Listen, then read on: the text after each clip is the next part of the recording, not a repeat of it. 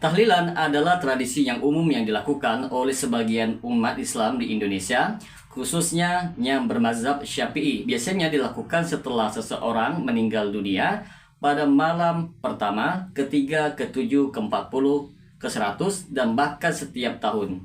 Acara ini terdiri dari bacaan tahlil, yaitu la ilaha illallah, zikir, doa, dan pembacaan surat-surat Al-Quran, lalu diakhiri dengan makan bersama.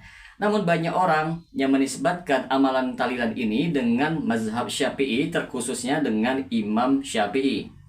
Mereka menyatakan bahwa tahlilan merupakan bagian dari mazhab Syafi'i. Namun benarkah klaim mereka ini?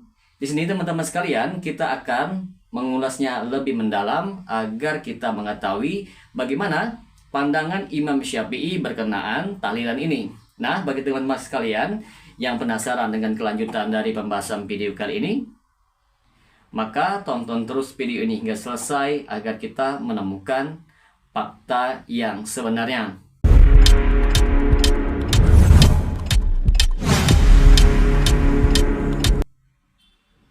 Assalamualaikum warahmatullahi wabarakatuh. Jumpa lagi dengan saya Rio Mulyadi di channel Manhaj Dakwah. Pada episode kali ini kita akan membahas tentang bagaimana tahlilan dalam perspektif Imam Syafi'i. Imam Syafi'i yang wafat pada tahun 204 Hijriah dikenal sebagai mujtahid besar dan pendiri mazhab Syafi'i. Dalam menetapkan hukum, beliau berpegang kepada Al-Quran, lalu As-Sunnah yang sahih, ijma', qiyas, dan istidlal syar'i, yaitu penarikan hukum secara rasional yang sesuai dengan kaidah. Al-Imam Asy-Syafi'i sangat berhati-hati terhadap bid'ah teman-teman, yaitu perkara baru dalam agama, dan beliau menekankan pentingnya dalil yang sahih dalam menetapkan ibadah. Sebagaimana yang kita ketahui bersama bahwa Imam Syafi'i membagi bid'ah menjadi dua bagian, yaitu bid'ah itu ada dua teman-teman menurut Imam Syafi'i: bid'ah mahmudah yang terpuji dan bid'ah mazmumah, bid'ah yang tercela. Maka apa yang sesuai dengan sunnah itulah yang terpuji, dan apa yang meleset dengan sunnah itulah yang tercela. Pernyataan Imam Syafi'i ini diriwayatkan oleh Imam Al-Baihaqi dalam Manaqib Asy-Syafi'i. Namun penting untuk dipahami, yang sesuai dengan sunnah menurut Imam Syafi'i bukan berdasarkan anggapan itu baik, tetapi harus sesuai dengan dalil yang syar'i. Apakah Imam Syafi'i membenarkan tahlilan? Maka jawabannya adalah tidak. Al-Imam Asy-Syafi'i tidak pernah mengajarkan tahlilan dalam bentuk ritual kematian, seperti malam pertama, malam ketiga, malam ketujuh, dan seterusnya. Tidak ada satupun riwayat yang sahih dari Imam Syafi'i yang menyatakan bahwa beliau menganjurkan praktek seperti itu. Oh, nggak ngaji ini, celeng, berarti Wahabi mereka. Wahabi mereka. Hajar siapain.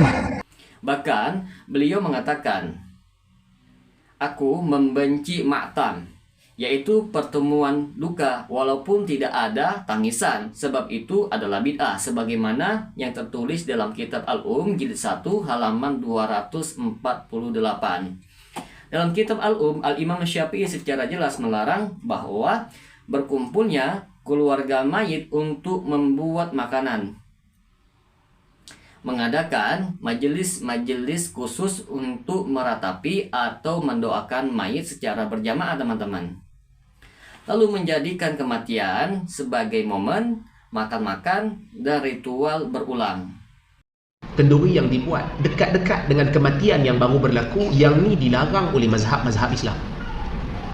Cuma mazhab-mazhab Islam mereka berbeza pendapat sama ada nak mengatakan ia haram ataupun makruh. Sebahagian kata haram, sebahagian kata makruh. Tetapi mereka bersepakat mengatakan ia bid'ah. Tahlilan. Memang tahlilan ini di dalam kitab I'anatul Talibin bid'ah mungkarah, dalam sebagian lain dikatakan bid'ah makruhah. Bid'ah makruhah, orang yang memerangi akan mendapatkan pahala. Tidak hanya sampai di situ teman-teman. Di sini akan kita bawakan pandangan ulama Syafi'iyah tentang tahlilan. Meski Al-Imam Asy-Syafi'i menolak tahlilan, sebagian ulama yang mengikuti mazhabnya berbeda pendapat. Inilah yang sering dijadikan dasar oleh para pembela tahlilan itu.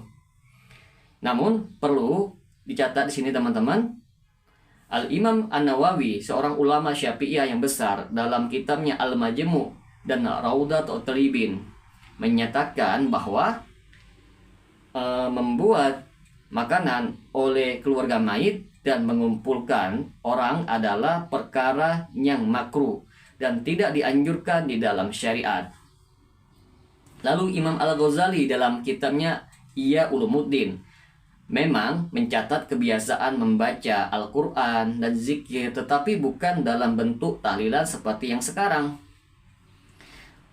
Dan Imam Ibnu Hajar Al-Haytami, seorang tokoh besar Syafi'iyah, memberikan catatan bahwa jika berkumpul untuk mendoakan mayit tidak disyariatkan, bahkan bisa masuk ke dalam kategori bid'ah yang tercela bila meyakini itu sebagai bagian dari ajaran Islam. Oh, nggak ngaji ini, celeng berarti Wahabi mereka.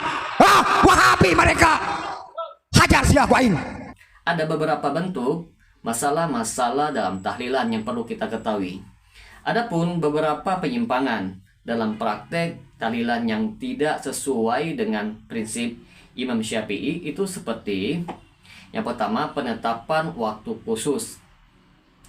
Imam Syafi'i tidak pernah menetapkan amal ibadah rutin pada hari ketiga, ke-7, ke-40 dan seterusnya. Penetapan waktu seperti ini termasuk ke dalam perkara yang mengada-ngadakan di dalam agama, yaitu bid'ah idzofiyah. Yang kedua, doa kolektif berjamaah. Tidak ada dalil yang kuat dari Rasulullah SAW ataupun Imam Syafi'i yang mengajarkan doa berjamaah setelah kematian. Doa untuk mayit adalah ibadah personal teman-teman, bukan ritual massal. Yang ketiga, makan-makan dari keluarga mayit. Dalam kitab Al-Imam Syafi'i melarang keluarga mayit untuk membuat makanan terhadap tamu. Sunahnya justru tetangganya membuatkan makanan untuk keluarga mayit, bukan sebaliknya. Yang keempat, menganggap pahala bacaan tahlil sampai kepada mayit. Al-Imam Syafi'i tidak mengajarkan membaca Yasin, tahlil, ataupun surat-surat tertentu dengan maksud menghadiahkan pahalanya kepada mayit dalam bentuk ritual berjamaah. Yang disyariatkan adalah doa langsung, bukan membaca dan menghadiahkan secara formal.